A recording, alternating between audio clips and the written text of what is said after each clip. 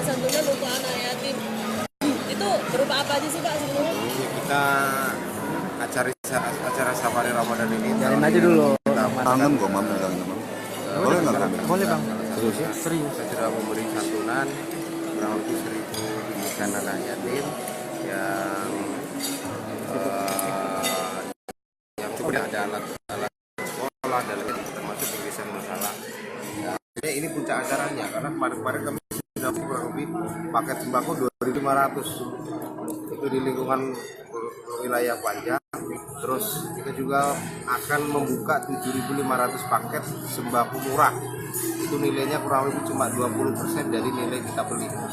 Jadi akan segera kita tebar 7.500 paket dan akan ada lagi kita akan mengadakan kita bareng-bareng foto dan kami sebagai pelaksana minta tolong minta support semua stakeholder termasuk stakeholder media bahwa Pelabuhan Panjang adalah pelabuhan besar bukan pelabuhan kecil.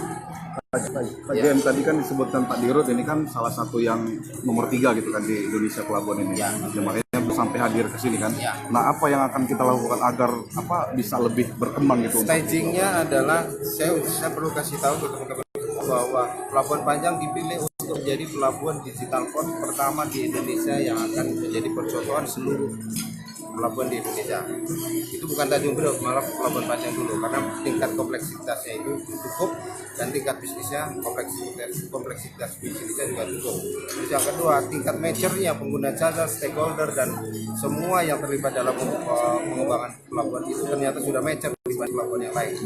Jadi ini kita syukuri semua bahwa tahapnya adalah tahun 2019 itu akan ada digitalisasi yang tahun 2020 itu akan kita go live-kan menjadi pelabuhan. Sampaikan itu adalah kapal besar inter Asia sehingga tidak perlu ke Singapura lagi untuk menuju Cina, terus Korea dan lain-lain di sekitar Asia. Jadi langsung dari Lampung bisa dan tidak perlu melewati Jakarta.